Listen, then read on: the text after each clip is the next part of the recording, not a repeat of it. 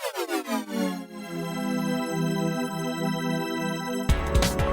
everybody, welcome to another episode of the Devin Shanahan Show. Got a real quick one for you guys today. Not much news coming out today, but as you know, Congress has been working on passing a coronavirus stimulus package for the last couple of months. It has essentially been held up by Nancy Pelosi. She came out a few weeks ago and said that now that Donald Trump has lost the election, that they can move forward with the coronavirus stimulus package. It's, nothing like having your politicians who are supposed to represent you in Congress holding things up for political reasons. But as we know, they all do that. They do it on both sides. The Democrats, in my opinion, happen to be a little bit worse about it. And Nancy Pelosi even admitted it this time. But yeah, let's talk about what's in the package. They are planning, it's around 7 p.m. Eastern now. They're planning on voting on the package in about an hour. So it's expected to pass, but yeah, let's get into the news here. I got an article from the Daily Wire. Congress is set to pass a $1 trillion COVID relief package. Here's what's in it. Congress is set to pass two major spending bills on Monday, a nearly $1 trillion corona relief bill and a $1.4 trillion omnibus bill in a record-setting vote that will fund hundreds of government programs and, according to lawmakers, assist individual Americans struggling to make ends meet because of COVID-19 related restrictions. The bill does, in fact, contain some help for those facing economic struggles. In addition to providing a second round of direct stimulus payment checks to individual taxpayers, this time just $600, half of what was issued in the spring, the bill extends federal supplemental unemployment benefits. The jobless, as well as gig employees experiencing a slowdown in business, can now get an extra $300 a week through mid-March. So I'm guessing that these $600 individual payments are going to be handed out the exact same way as the $1,200 individual payments were handed out in mid-March. The way that these were handed out was if you made $75,000 a year or less, you would receive a $12,000 check. If you were a couple, that was for individuals. If you were a couple, you would receive a $2,400 check if you made $150,000 or less. So that's just twice of the individual mandate, essentially. And, this was phased out over $75,000 and over, for the couple, it was phased out over $150,000. And that was phased out for every $1,000, you would receive $50 up to $99,000 or $198,000 for a couple. So I'm guessing that the half of this, the $600 amount checks that are going to be sent out, and I guess we'll see them in the next couple weeks, I'm guessing that that'll be sent out the exact same way. So let's go on, though.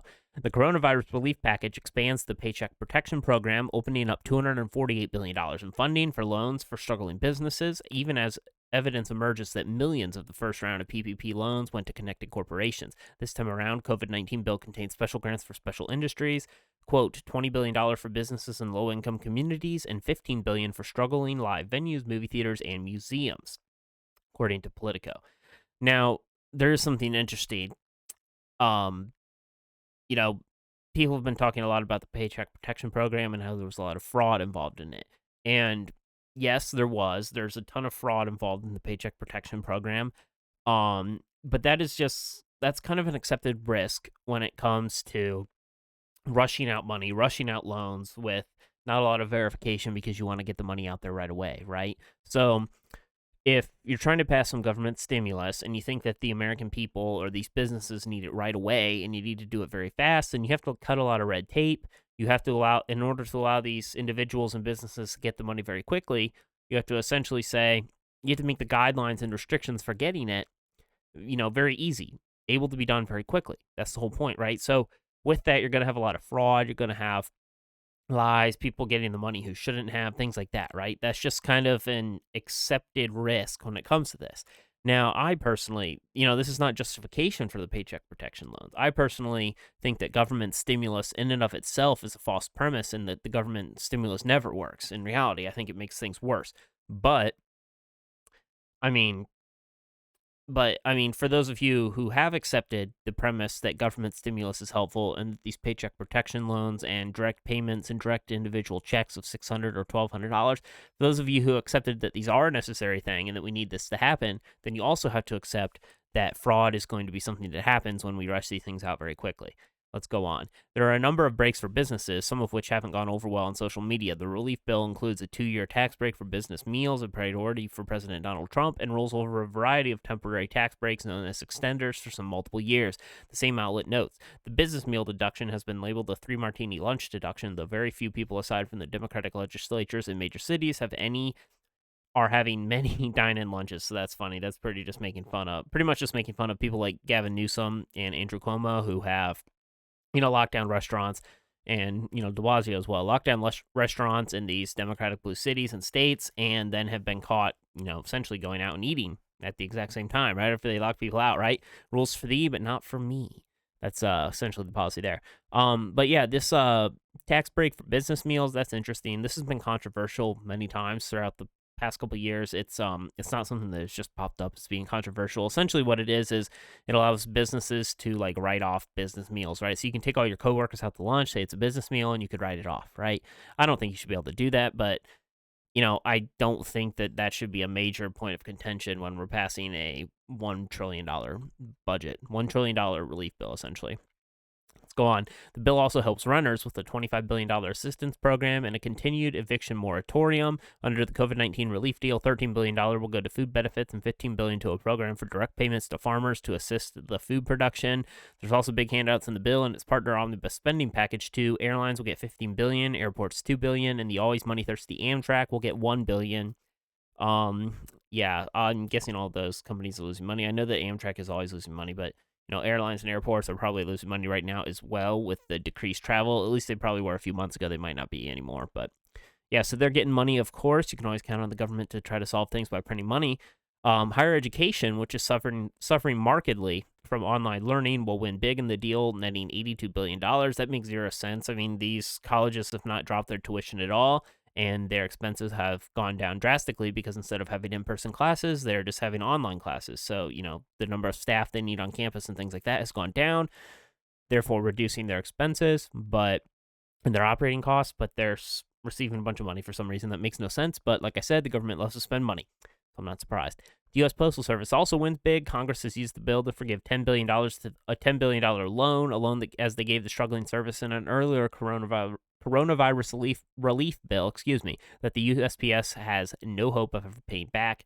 So, yeah, that's pretty much to be expected. I mean, that's also to be expected with these paycheck protection loans. Essentially what a lot of people are thinking, and that's a lot of reason that there's the fraud going on with these too, is that you can apply for one of these paycheck protection loans with your LLC, your small business, whatever it may be, and the government will eventually forgive it and just say, okay, well, you don't have to actually pay us back. So, yeah, it's basically like free money. That's why you're seeing a lot of fraud involved in it. And they just did that with the USPS loan, is what they're saying, that inside this COVID-19 relief stimulus package round 2, they essentially said, oh, well, that loan we gave the USPS in round 1 of the stimulus, well, you guys don't have to pay that back. That was just a gift. So, eventually they're going to do that, especially with Biden in office and the Democrats in power. They don't care about money. They don't really think it's real. They think you can just pay for everything and not, essentially pay the price in the end with taxes. But yeah, so no surprise there. Let's go on. States will get $20 billion to help purchase vaccines and distribute them. They'll also get $20 billion to help with expanding COVID-19 testing. They won't get a bailout for any economic damage they've incurred during these extended coronavirus lockdowns.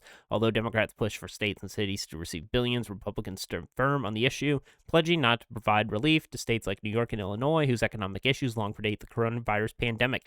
This was a big point, a huge point of contention and debate for this relief bill. So essentially the Democrats, Nancy Pelosi and all them, Chuck Schumer, all them, they wanted essentially to sneak a bunch of things into this bill saying, oh, well, New York's going to get $10 billion for, just paying off general debt. And that makes absolutely zero sense because this is a federal relief bill. Therefore, it is coming from taxpayers, federal taxpayers in the entire country, all 50 states, right? Democrats don't seem to get this, but obviously, we get it. My listeners get it. My listeners are smart. But so what that means is people who live in my state, Ohio, are going to be paying for just general debt that has been accumulated in these blue cities and blue states that have piled up debt over the years with, essentially irresponsible spending and running a large deficit for many years prior to this, many decades prior to this in some instances. So, states like California, which has failed in terms of, finances and fiscal spending there completely. They're in an enormous amount of debt. States like that, California, New York, and Illinois, they're trying to just pay off the general debt and sneak it into this bill. That is absolutely absurd. If a state wants to, if a state wants to pay off their debt, they need to tax their taxpayers, members of the state, citizens of that state, not citizens of another state. We should not be responsible for their debt. Just like, it's similar to this paying off the student loan stuff. My neighbor should not be responsible to help me pay off my student loans. I consented. I took out those loans in my name. I should pay them back. That's called being a responsible, mature adult and being responsible for your own decisions and accepting the actions, the results of your decisions, essentially. Consequences. Very easy to understand for some people. Not half the country, apparently, the Democrats.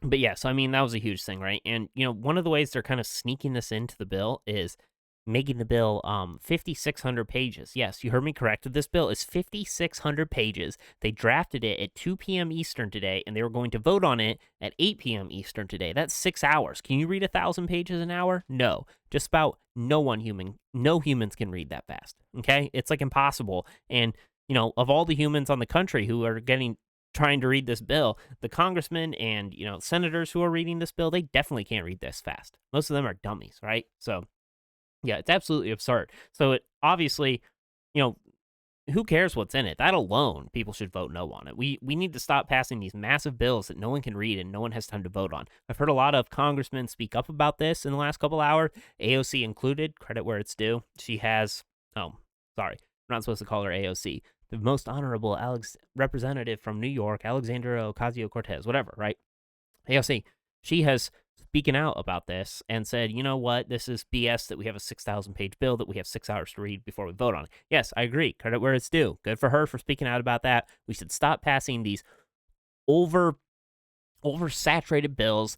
It just leaves room for these politicians to sneak this crap in that's totally unrelated. There's things like funding Palestine in this bill. There's like some money going to Palestine. What does Palestine have to do with our coronavirus relief? Absolutely nothing. That's what. There's just some Democratic socialist over there in Congress who wanted to sneak some money for Palestine, probably because he's getting paid off by him or something like that. So he sneaks it in there. He puts it in he spends like one sentence sneaking it in there out of this 5,500-page document, and he assumes no one will read it because he gives them 6 hours to read it. That's exactly what's happening, and it's also absurd. Absolutely absurd. But yeah, that's all I got for you guys today. We'll come out with a few more videos this week before Christmas. If you're traveling for the holidays, stay safe. If you're visiting, stay safe. Excuse me, if you're tongue twister there. But yeah, have a good time. Have a good Christmas, Christmas Eve, New Year's Eve. Enjoy yourself. Be grateful. Be grateful for the time that you have on this earth. And if you like my show, remember to like, subscribe, hit the notification bell. I'm on YouTube. I'm on all the podcast providers. You can listen to me in the car whenever you want. But yeah, share it with your friends. Share it with your family. Share it with your coworkers. Anyone, right? If you got some people who are Democrats or think they disagree with me, share them. Share them. Maybe we'll convert them a little bit. But who knows? Thanks, everybody. Enjoy the holidays and have a good one. Bye.